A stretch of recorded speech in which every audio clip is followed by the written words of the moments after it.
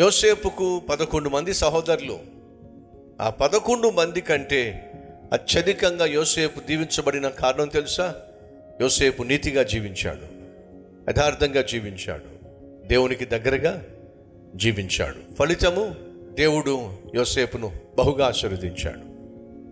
నువ్వు నేను మనము నీతిగా, యథార్థంగా, పరిశుద్ధంగా, ప్రభువు దగ్గరగా జీవించాలి అనే ఆశ కానీ, తలంపు కానీ, కోరిక కానీ, ఆచరణ కానీ ఉన్నట్లయితే ఖచ్చితంగా నీ జీవితం మీద చాలా దాడులు జరుగుతాయి. మొదటి దాడి సైతానే చేస్తాడు. ఆ సైతాను డైరెక్ట్గా చేయలేడు, కానీ నీకు దగ్గరగా ఉన్నవారి చేత కొన్ని సందర్భాల్లో నువ్వు ఎంతో ఆత్మీయంగా ఉండాలనుకున్నప్పుడు నీ భార్యే నీకు ఆటంకంగా మారుతుంది, నీ భర్తే నీకు ఆటంకంగా మారుతాడు. నీ నీతిగా జీవించాలి, ఆత్మీయతను కాపాడుకోవాలి, నా నోటిని కాపాడుకోవాలి, నా కళ్ళను కాపాడుకోవాలి, నా కోపాన్ని కాపాడుకోవాలి అని నువ్వు ఎంతగా అనుకుంటావో నీ భార్య కావచ్చు, నీ భర్త కావచ్చు, నీ మీదకు చెలరేగుతాడు. సహించాలి, ఓర్పుతో, సహనముతో ఉండాలి అని నువ్వు ఎంత అనుకుంటావో అంతగా మీ ఆయన నిన్ను విసిగించేస్తాడు, నీ ఓపికను పరీక్షించేస్తాడు. నీ భార్య అంతగా నీకు చిరాకు పుట్టించేస్తుంది, అంతగా నీకు కోపం పుట్టించేస్తుంది. ఎంతగా అనంటే నువ్వేమనుకున్నావు? నా నోటిని కంట్రోల్లో ఉంచుకోవాలి అనుకున్నావా? నీ భర్త ఏం చేస్తాడో తెలుసా? నీ నోరు జారేంత వరకు వదిలిపెట్టాడు. నేను నా కోపాన్ని కంట్రోల్లో ఉంచుకోవాలి అనుకున్నావా? నీ భార్య ఏం చేస్తుందో తెలుసా? నువ్వు కోపంతో రగిలిపోయి చెయ్యో కాలో ఎత్తేంత వరకు సైతాను మౌనంగా ఉండడు. అనగా నీ భార్య చేత కావచ్చు, నీ భర్త చేత కావచ్చు, కొన్ని సందర్భాలు నీ బిడ్డల చేత కావచ్చు, ఏదో విధంగా నిన్ను శోధించాలి, ఏదో విధంగా తొందర తీసుకురావాలి. నువ్వు ఏ తీర్మానం అయితే తీసుకున్నావో ఆ తీర్మానాన్ని నీళ్లపాలు చేయాలి. అది సైతాన్ యొక్క సహజమైన, సాధారణమైనటువంటి తత్వం. అలాంటప్పుడు బ్రదర్, మరి నేను ఒక మంచి చేద్దాం అనుకున్నప్పుడు, పరిశుద్ధంగా జీవించాలనుకుంటున్నప్పుడు సైతాన్ ఈ విధంగా ఒత్తిడి తీసుకొచ్చి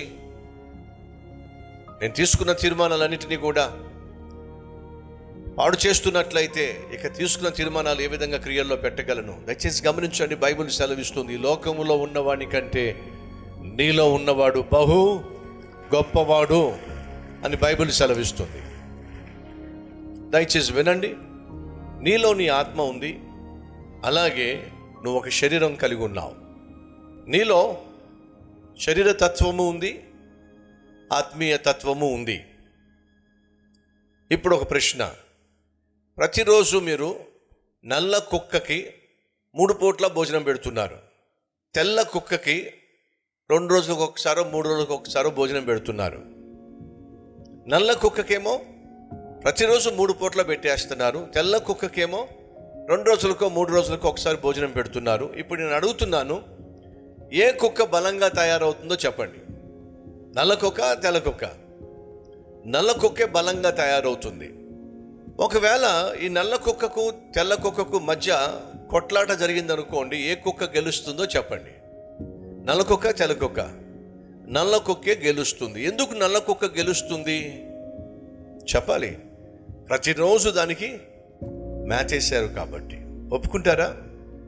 తెల్ల కుక్క నీ ఆత్మీయతకు సూచన, నల్ల కుక్క నీ శరీర తత్వానికి సూచన. ప్రొద్దుట లేచిన వెంటనే నువ్వు సెల్ ఫోన్ తీసి చెత్తా చెదారం చూస్తున్నావు అనుకో, ఏ కుక్కకు నువ్వు మేతేస్తున్నావు చెప్పు? నల్ల కుక్కకు మేతేస్తున్నారు.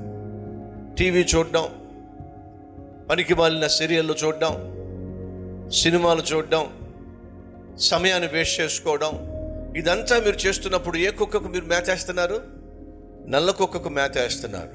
అంటే మీ శరీరాన్ని బాగా మేపుతున్నారు. మీ భార్యతో గొడవ పడ్డం, మీ భర్తతో గొడవ పడ్డం చేసినప్పుడు మళ్ళీ అడుగుతున్నాను, ఎవరిని మీరు బలపరుస్తున్నారు?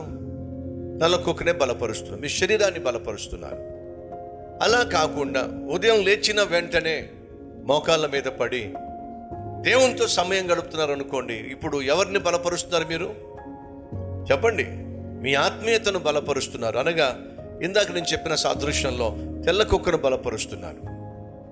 ఒక 2 అధ్యాయాలు 3 అధ్యాయాలు మీరు పరిశుద్ధ గ్రంథాన్ని ధ్యానిస్తున్నప్పుడు, చదువుతున్నప్పుడు ఎవరిని బలపరుచుకుంటున్నారు? మీరు మీ ఆత్మీయతను బలపరుచుకుంటున్నారు. బస్సులో ప్రయాణం చేస్తున్నా, బండి మీద ప్రయాణం చేస్తున్నా చక్కని సందేశాన్ని మీరు ఇయర్ ఫోన్స్ పెట్టుకొని మీ సెల్ ఫోన్లో నుండి చక్కని పాటలు కానీ చక్కని సందేశం కానీ మీరు వింటున్నారు అనుకోండి. ఎవరిని బలపరుస్తున్నారు? మీరు మీ ఆత్మీయతను బలపరుచుకుంటున్నారు. భార్య, భర్త, పిల్లలు కలిసి చక్కగా ఒక సందేశం, టీవీలో వచ్చేటటువంటి సందేశం లేదా లైవ్లో వస్తున్న సందేశం, ఏదో ఒక మంచి సందేశాన్ని పెట్టుకుని కుటుంబంగా ఒక అరగంట సేపు వాక్యం విని చక్కగా ఒక అధ్యాయం బైబిల్ చదివి దేవునితో ప్రతిదినంలో ఉన్న ఒక చక్కని డివోషన్, ఒక చక్కని సందేశాన్ని చదివి భార్య, భర్త, బిడ్డలు కలిసి ప్రార్థన చేస్తున్నారు అనుకోండి. ఎవరిని బలపరుచుకుంటున్నారు? మీరు మీ ఆత్మీయ జీవితాన్ని బలపరుస్తున్నారు. ఇప్పుడు ప్రొద్దుట లేచినప్పటి నుంచి సాయంత్రం పడుకునేంత వరకు మీరు ఎవరిని బలపరుచుకుంటూ వెళ్తున్నారు? మీ ఆత్మీయతను, ఆత్మీయ జీవితాన్ని బలపరుచుకుంటూ వెళ్తున్నారు. ఎవరిని మాడగొడుతున్నారు? ఎవరిని మాడుస్తున్నారు? చెప్పండి.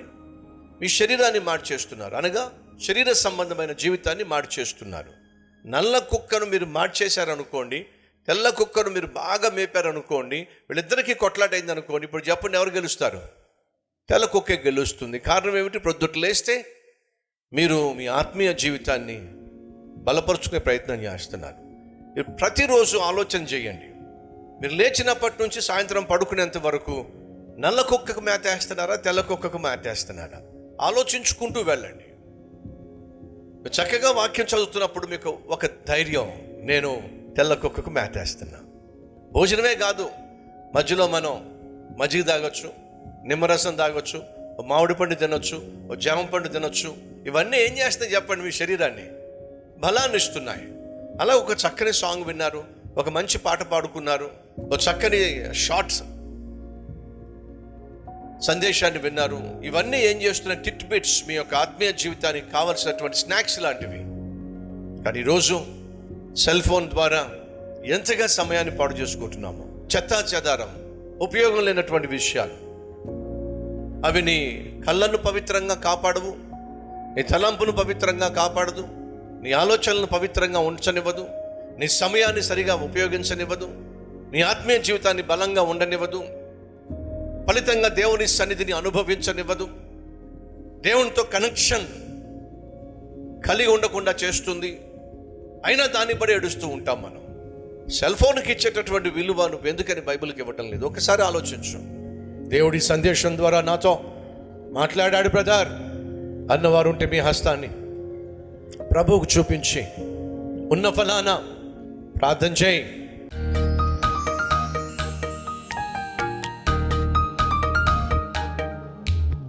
పరిశుద్ధుడు అయిన తండ్రి, బహుసూటిగా బహు స్పష్టంగా మాతో మాట్లాడినందుకు వందనాలు, స్తుతులు, స్తోత్రాలయ్యా. మా జీవితంలో శ్రమలు సాధారణమే, కష్టాలు, నష్టాలు, ఇరుకు, ఇబ్బందులు ఇవన్నీ కూడా మా జీవిత ప్రయాణంలో ఒక భాగమే. కానీ నీ మీద మేము ఆధారపడితే సకల ఆశీర్వాదాలను సమృద్ధిగా అనుగ్రహించగలిగిన మహా గొప్ప దేవుడు నాయన. అందును బట్టి మీకు వందనాలు చెల్లిస్తున్నా. యెహోవా దేవుడుగా కలిగిన జనులో ధన్యులో, ఆ ధన్యతను నాయన మేము సమృద్ధిగా అనుభవించులాగున చేయ్యా. మా ప్రాణాత్మ శరీరాల్లో ఉన్న ప్రతి రుగ్మతను, బలహీనతను తొలగించు నాయన. మమ్మల్ని పరిశుద్ధపరిచి నీ ఆత్మశక్తితో నింపి నీ పట్ల విశ్వాసమును కలిగించి నాయన మేము విశ్రాంతి తీసుకొనులాగున, విశ్రమించులాగున అటు గొప్ప నెమ్మదిని మాకు దయచేయ్యా.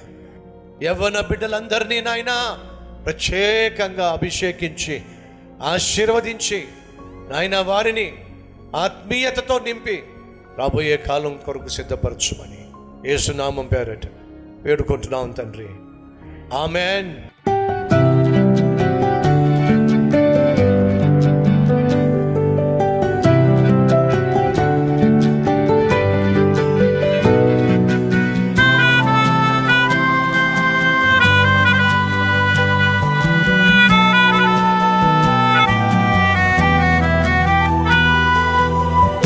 సందేశం మీకు ఆశీర్వాదకరంగా ఉన్నట్లయితే 10 మందికి షేర్ చేయండి.